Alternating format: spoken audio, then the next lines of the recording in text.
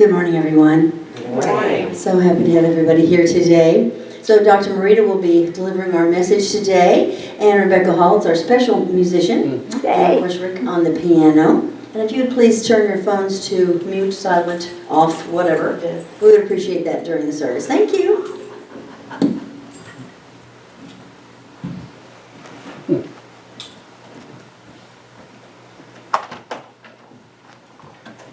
Well, I want to welcome you. Thank you so much for being with us today. What a pleasure to see you all. It's May Day, finally. Yay. Promise of warm weather and sunny skies. Not this week, I understand, but soon we hope. What I wanted to do was greet you with Namaste. Namaste. Namaste. You know, I decided to look up what exactly that means, Namaste, and I was really surprised on what I heard, or rather what I read. It comes from the oldest part of the Vedas, the Vedic literature, and it actually translates bow, I, you. That's what that word actually means. And in various parts of India, it's used in the same way that we say hi or hello. It isn't used in any other way, just casual hello. But still in other areas of India, it's accompanied with the hand gesture and the nod. And it is more formal. It is something that you would say or do with an older person or somebody you respected and admired a lot. So when you say it in this country, however, you have dramatically changed the meaning. It has changed, I guess, through yoga practice anyway. What we've done is cultural appropriation. That's what I understand. Cultural appropriation. We have, in our country, appropriated that phrase or that word and changed it into a greeting with a very important spiritual significance. We changed the meaning of the original, actually.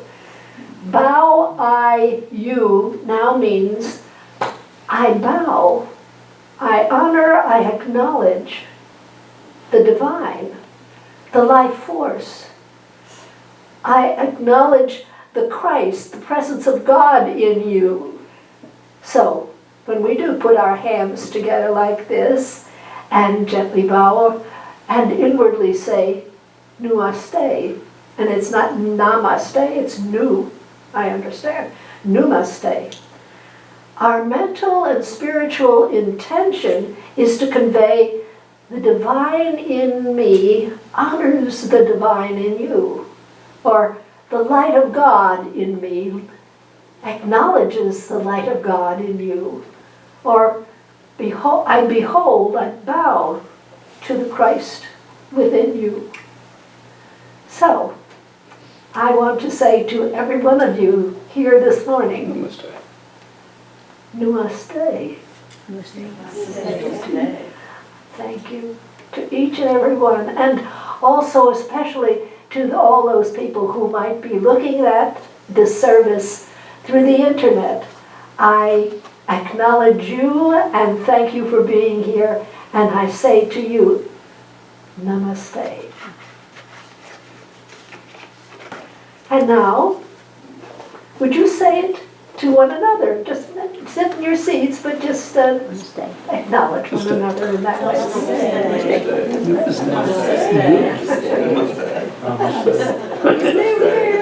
Thank you. Thank you so much. That's wonderful. That's wonderful. Well, instead of doing a Bible verse today, what I thought I would do was share a meditation that was written by Dr. Bill Mercer. He was the president of the Federation a few years back. Very smart man. I think he's also a lawyer, living in South Carolina right now. But I enjoyed this meditation of his, and he quotes, his first quote is from Yoda.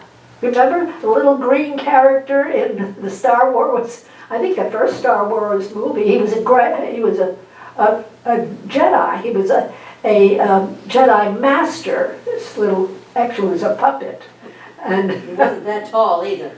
wasn't that? Oh, he's really little. Really little. Okay, anyway, but he was a Jedi master, and this is the quote from Yoda. Train yourself to let go of everything you fear to lose.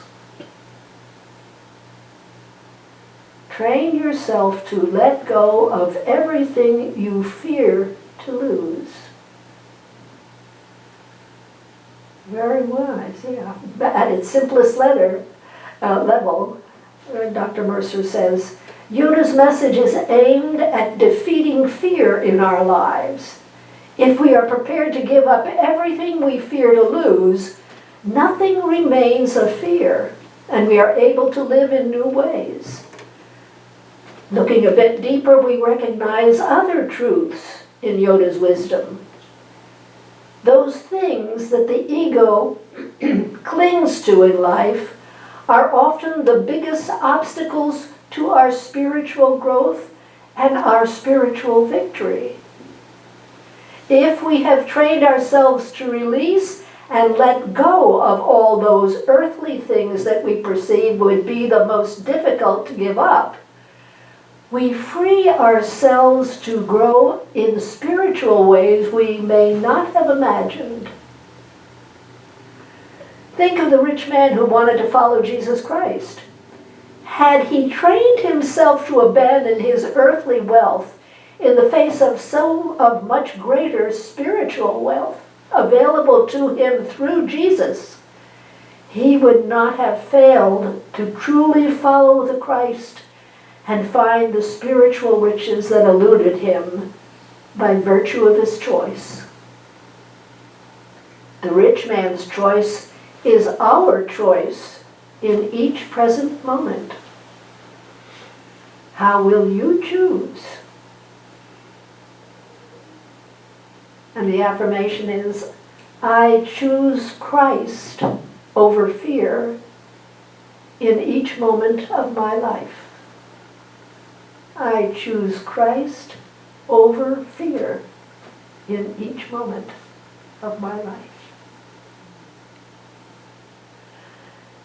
Shall we say our divine science statement of being? It's on the television.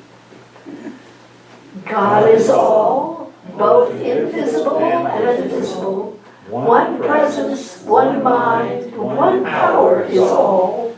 This one that is all is perfect life, perfect love, and perfect substance.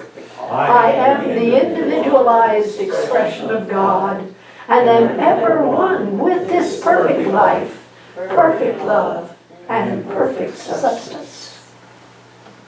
Rebecca, thank you.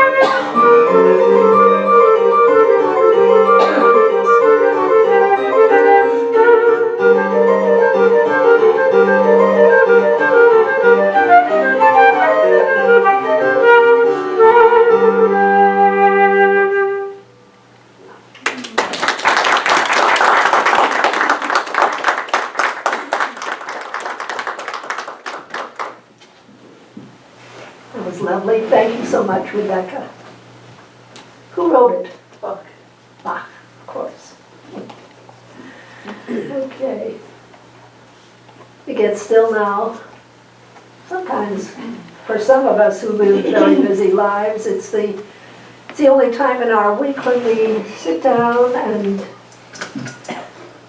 just breathe, just be, just sit still and let go, release, relax. Allow ourselves to float on the bosom of silence, of peace.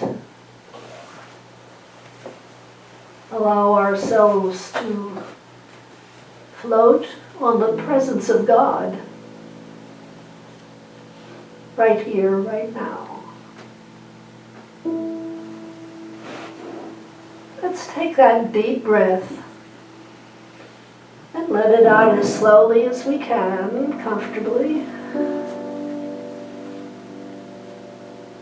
And do it again.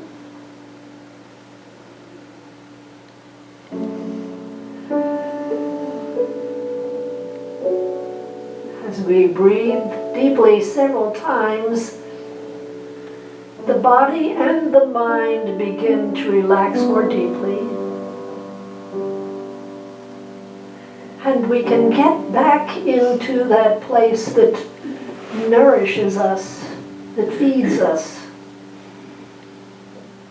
That place of peace and quietude. That place within where we talk to God.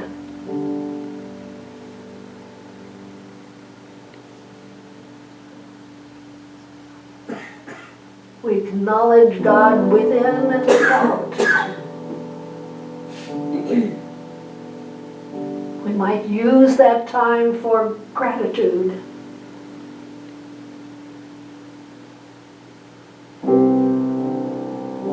Or we might use it as an opportunity to just talk to God about what we're concerned about, someone we're concerned about. But it is a sacred, a precious spot within us. Jesus called it the closet.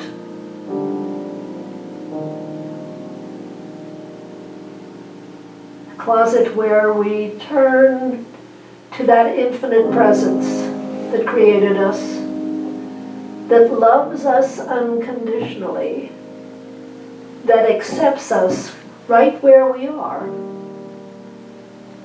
and sees through all those situations and those angry words that we might have said, pain we might have felt, or grief. Sees through all of that to His own image within us.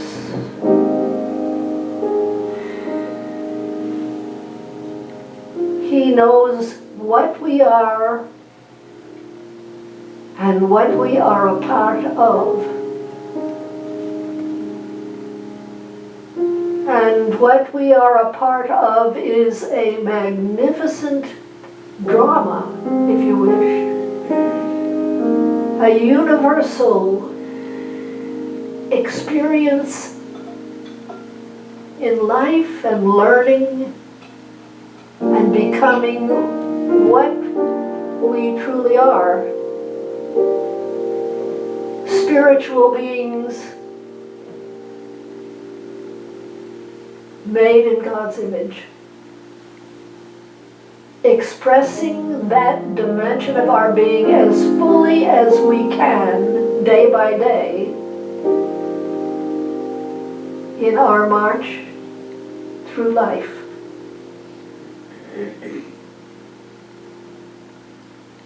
Oh, that closet is a sacred space.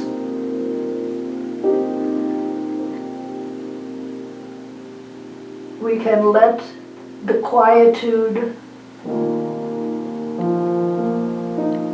the silence, the omnipresence of God soak into our consciousness,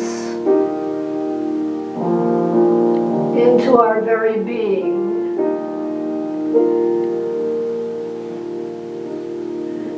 And feel the healing power of it. Feeling the life-giving property of it. Rejoicing in the creative idea that pops into our head.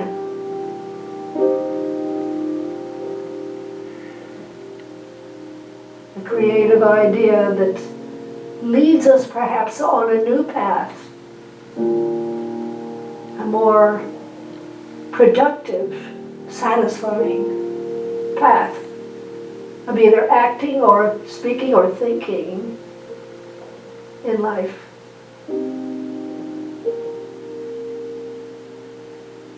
In the next 90 seconds, shall we go into our closet and bask in the quietude, the healing presence of God right there. Giving thanks or just unloading on God. He's right there to hear it all.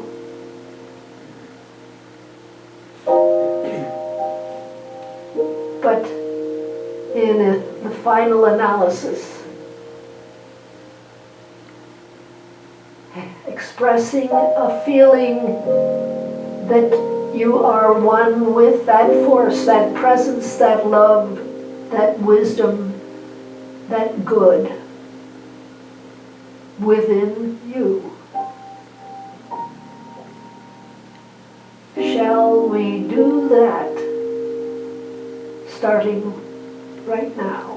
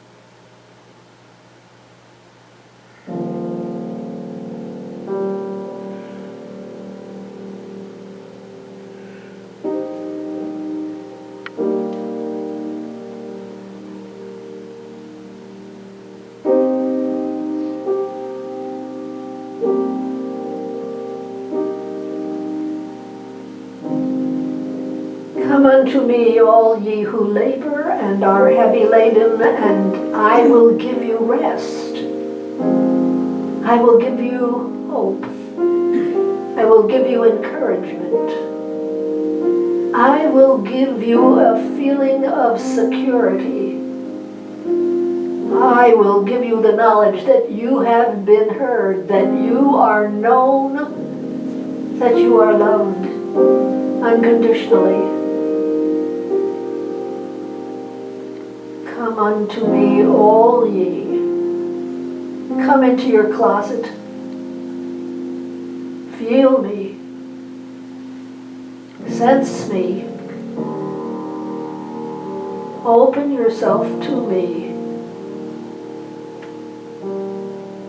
and be lifted and healed. For that is the result. Thank you that it is so, beloved one. Amen.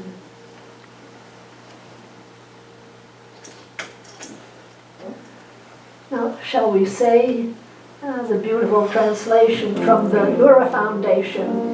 You'll find it on our television screen. Our Father, who is everywhere, your name is sacred, your kingdom is come, your will is throughout the earth, even as it is throughout the universe. You give us our needful bread from day to day, and you forgive us our offenses, even as we forgive our offenders. And you let us not enter into materialism, but you separate us from error, because yours are the kingdom, the power, and the song and praise, from all ages, throughout all ages, sealed in faith, trust, and truth. Amen.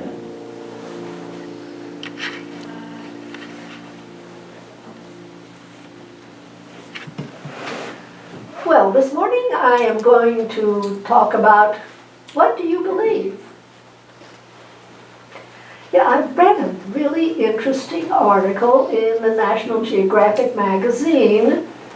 It was a couple of years old, but it was new to me. And it was about the placebo effect. Now, a placebo is anything that seems to be a real medical treatment, but it isn't. It's a fake. But it has an interesting capacity to produce some very positive results. Now, this particular article talked about the power of belief and placebos. There are religious shrines, spiritual sites all over the world. And these shrines attract literally millions and millions of people because of their reputation for being a place where healings take place. We've all heard of places like Lourdes in France, or the Hajj in Saudi Arabia, or the Maha Kumbh Mela. That was a new one to me. But it is the largest gathering of devotees, of Hindus in the world. Something like 70 million Indian Hindus will go there once every 12 years. It's an amazing thing. 70 million. But there's certainly, those three are not the only ones. There are literally thousands of other places around the world that are thought of as sacred spaces. Churches, shrines, places where ancestors lived. People without number visit places that have a reputation for healings. Now this doesn't even begin to include the individuals, like witch doctors and shamans, who do rituals of various different sorts all over the world, and they result in people feeling better, people being healed. Now, the article began with these words: you are not just what you eat or do or think. You are what you believe. You are what you believe. And the article started with the story of Richard Murdy, who recently broken his heel. Apparently he was a devout Catholic, though, and he was determined to complete his first pilgrimage to Altötting, Germany. It was about 70 miles from his home. And of course, a pilgrimage is a bunch of people walking together to the shrine, whatever. Well, the shrine at Altötting, Germany, was the shrine of the Black Madonna. People have been visiting that wooden statue since medieval times, and there have been many, many successful healings that have taken place there. About 1 million people visit the Black Madonna every year, believe it or not. The first documented healing in El Turting was in 1489, when a drowned boy was said to have been miraculously brought back to life. Well, Richard Murdy had great faith in the Virgin Mary's ability to heal him. Now, if I had tried to walk even half a block down the street with a broken ankle, I wouldn't have made it. I really doubt that I would. But Richard did walk 70 miles on a broken ankle. 70 miles. And was subsequently healed of that broken ankle. Since then, he's made that same pilgrimage 12 more times. 12. But at the first time, he says, when you're on your way, you almost don't feel the pain. Being surrounded with others who are enthusiastically looking forward to getting there seems to make all the difference in the world. In Montefortino, Italy, there is a prayer room at the back of the sanctuary. It's the sanctuary of the Madonna dell'Umbro. And it is fully covered from floor to ceiling. All the walls are covered in snapshots of people who both hoped for healing and those who are giving gratitude for their healing. Canes, crutches, all stacked up against the walls. The same thing with the Black Madonna shrine as well. And it goes on. There's a very famous shrine of Our Lady of Fatima in Portugal. They're revered places, truly, that attract believers and provide healings for many people. And interestingly enough, there is one hospital system in California that recognizes the power of belief and actually provides places in the hospital for shamans to work on their clients, their patients, who don't believe in modern science, modern medicine, but do believe in them. I thought that was very broad-minded. In a hospital, shamans. So, certain places, certain people evoke a deep enough belief to provide the placebo effect. And it doesn't just happen at famous national or international shrines, or for that matter, if one visits a really well-known healer. The author points out that a famous hospital, to go to the Mayo Clinic, or even just a local hospital, with all those unconscious clues of people in white clothes and medicines and stethoscopes around their necks, and the idea of people getting out, getting well, it evokes an unconscious response. When you add in perhaps a special treatment, an exotic medical procedure, or a certain pill, or a well-known doctor, that too can evoke the placebo effect in certain people. Now, these people can experience seemingly miraculous healings. Many more times than you can imagine. We do see the power of belief in action when we look for it. Mike Politek, age 42, I should say, began experiencing weird symptoms, and he went to the doctor, and after some tests, the doctor delivered the very bad news. Mike had early onset Parkinson's disease. He was told by the doctor he wouldn't be able to walk, stand, or feed himself. in about 10 years. Well, he didn't deteriorate just as quickly as the doctor had thought he might. But as the disease progressed, he struggled both with it and a growing sense of depression within himself. But then, in 2011, he heard of a new experimental gene therapy. It consisted of a protein that was injected right into the appropriate brain areas through a hole that was created by the surgeon in the skull. Now, it had helped monkeys, so it was hoped that this protein would protect and possibly repair the neurons that had been damaged by the disease. Before the operation, Mike struggled to move around, he shook, and his speech was very slurred. It was hard to understand him. After the operation, his improvement was very impressive. He moved with greater ease, he didn't shake, and his speech was markedly clearer. So, in fact, you could hardly tell that he had the disease.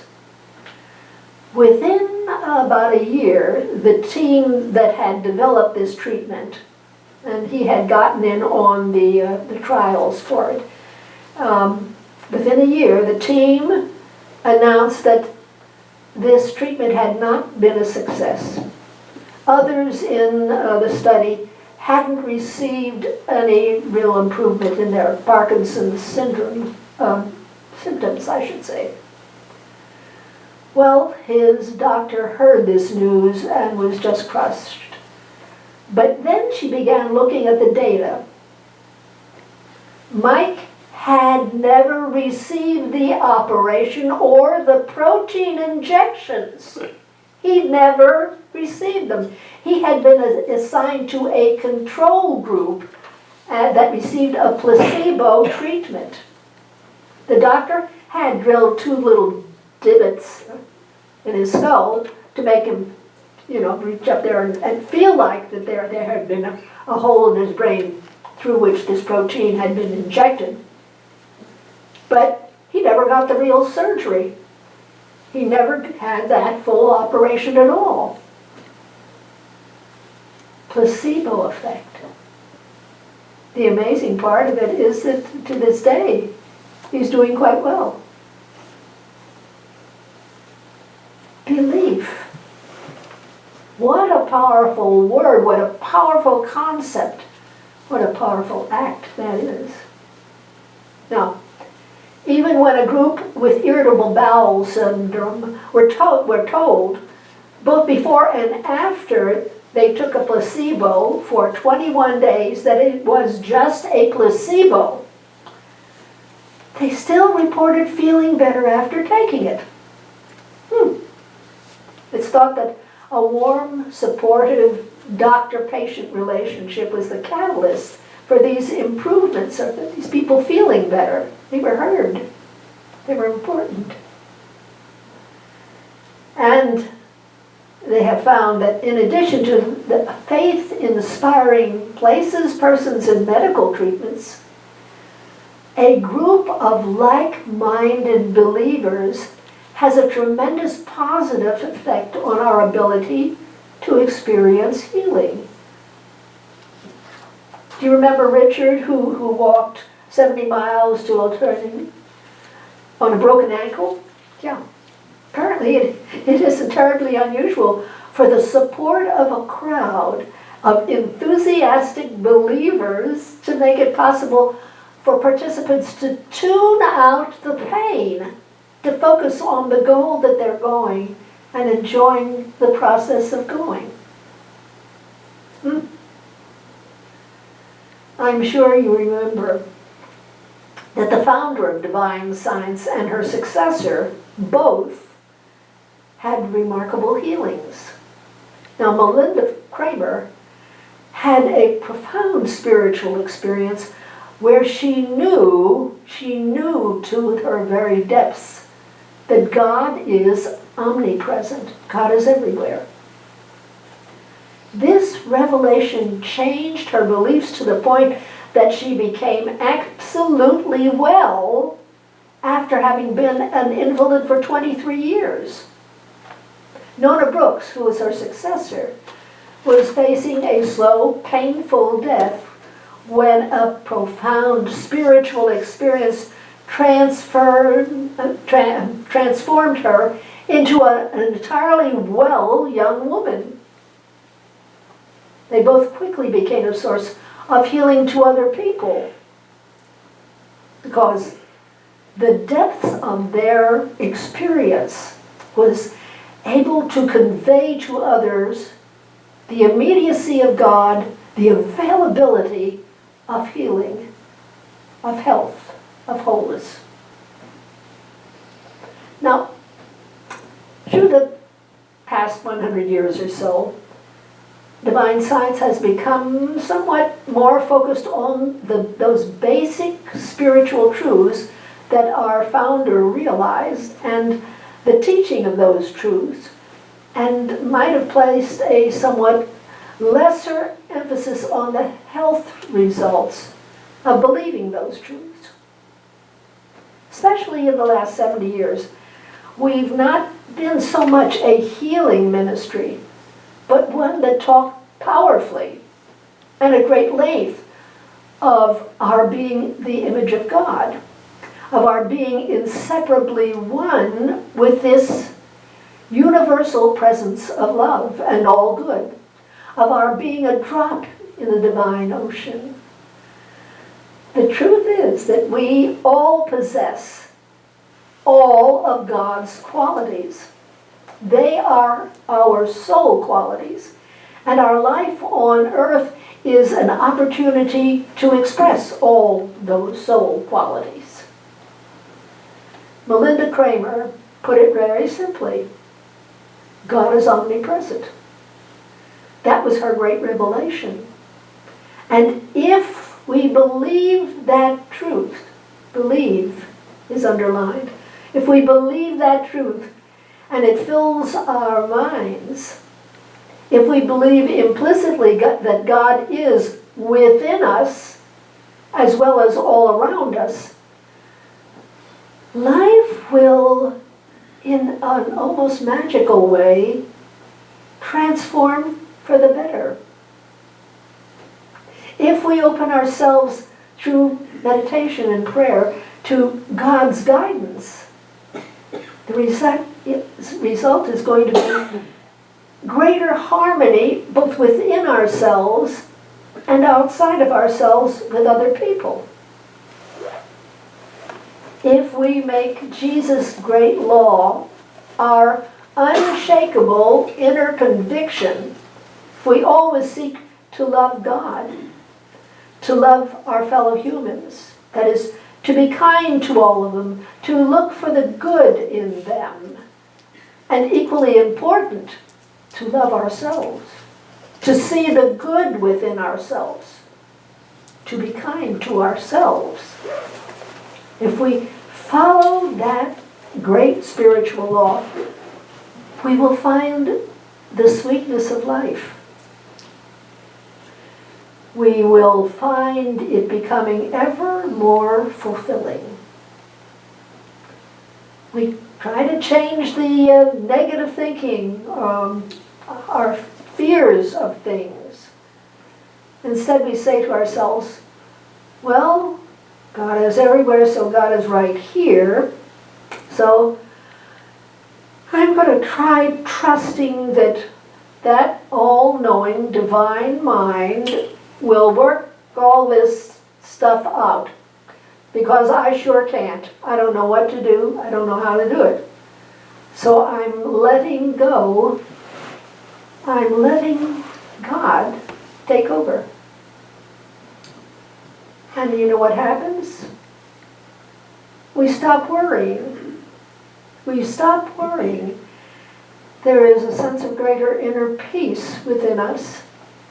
And that leads to greater health, both mentally and physically.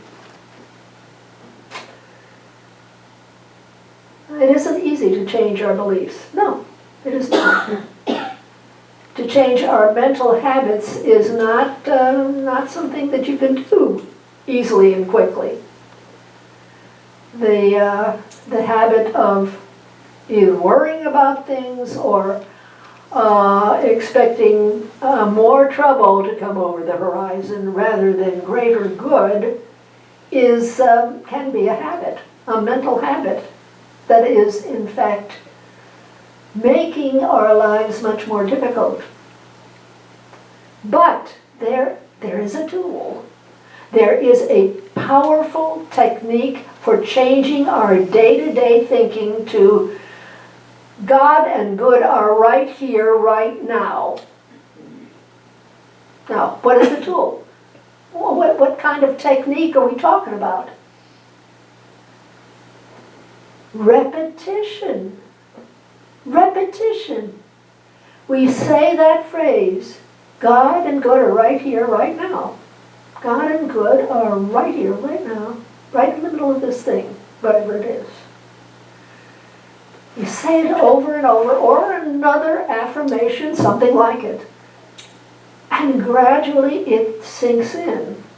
Gradually it becomes part of our thinking. It becomes automatic. It becomes our belief. We know it at a deeper level than just thinking, oh yeah, God is here, God is good. God is right here, right now. And because He is good, good is right here, right now. We keep on at it. Keep on doing it. And not only does it become our belief, but it becomes our experience.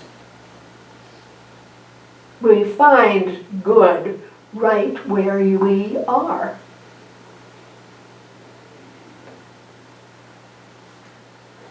One of the things that the article in the National Geographic pointed out was the power of a group of like believers.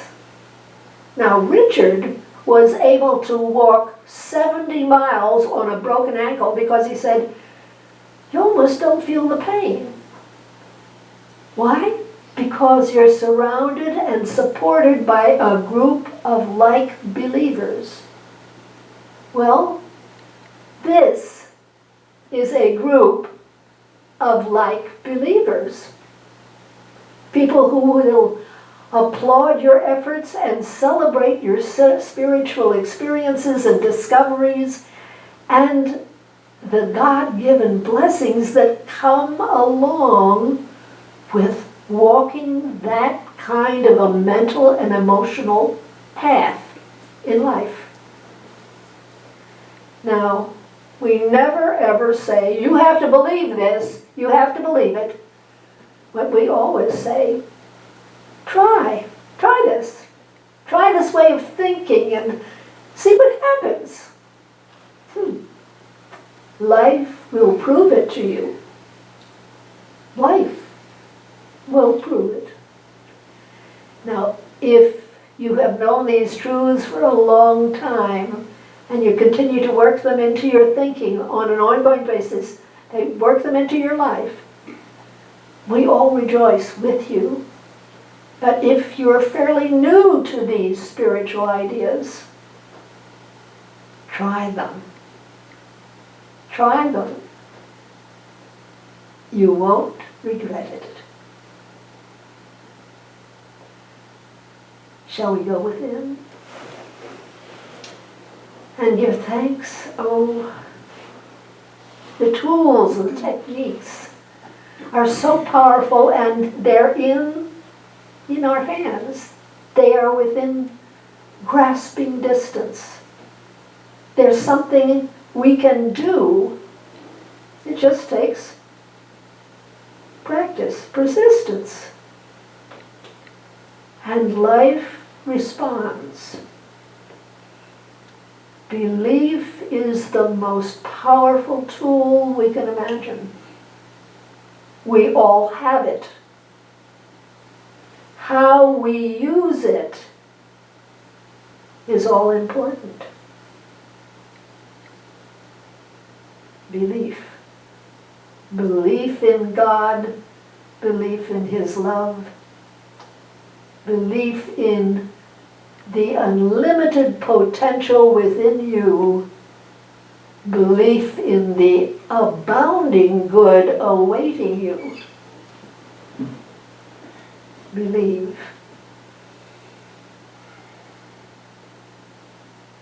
Thank you, dear God, that it is so. Amen.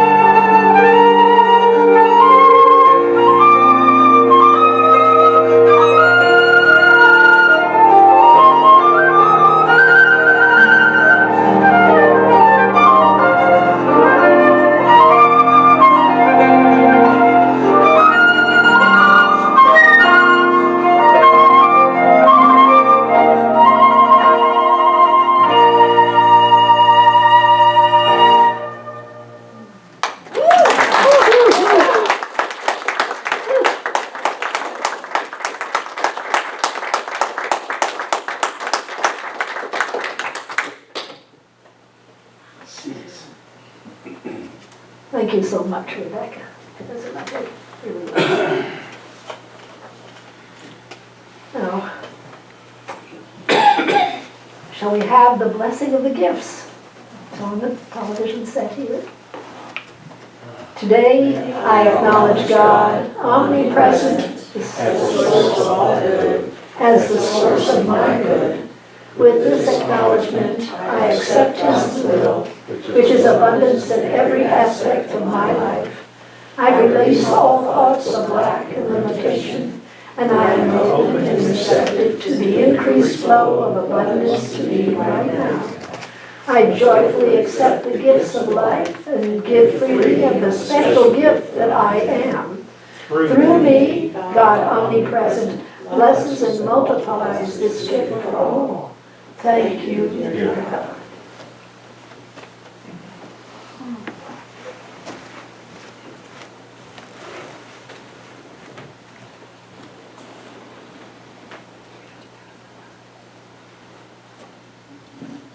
Good morning.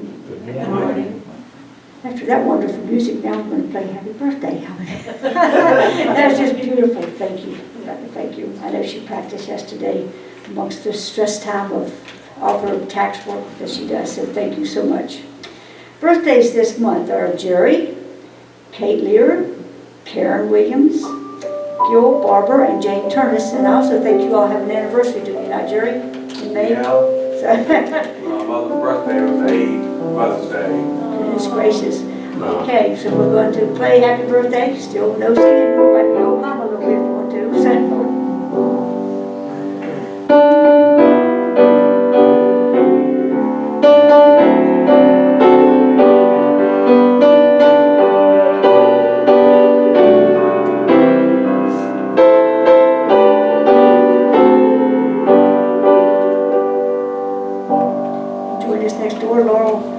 Beautiful cake over there, looks delicious, and also Mark bought some pies, so we got all kinds of goodies over there for birthday Sunday, so come on over and join us.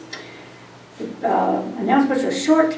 As you know, we've got ballots for the 2 board members that were up for re-election. Ballots were mailed out to the people that usually are not here or have been coming back because of COVID. Other than that, if you're here, the ballots are here in the boxes there to put them in. So you've got to the end of May to get your ballots in, so we appreciate you voting for that. Also, craft night is again this Friday night. We're going to go back to doing our, I think, our pine cone, people or whatever we're doing. But the last 2 Friday nights, they worked on a project for the SPCA, and they did a wonderful job. So I'm sure the SPCA is very thankful. The animals are very thankful and how well. So thank you all for doing that. Anyhow, and other than that, you got anything? All right, well, I think we're good to go then. So, we're still going to work on the getting some pictures up for animals from the SPCA that are up for adoption, and you got it? Waiting. Okay. And also maybe you're fostering some of them. So we're just trying to, as most of us are pet lovers, so we're going to try to do what we can to help them out. So anyhow, thank you for that, and let's roll. Fancy.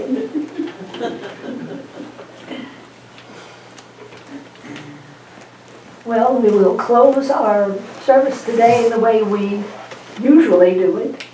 However, we have included a prayer for peace for Ukraine as well as our own country. So we do that first, and I believe we have it up on the television screen. So shall we read this together?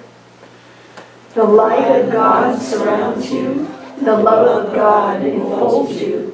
The power of God protects you. The presence of God watches over you. The mind of God guides you. The power of God abides in you. The strength of God renews you. Wherever you are, God is, and all is well. And now we turn to our own country, for indeed there are challenges right here at home, and many of them. And so in the next 90 seconds, shall we, each in his or her own way, talk to God about your concerns and give thanks in advance for that solution that will heal and help and lift everyone. starting right now.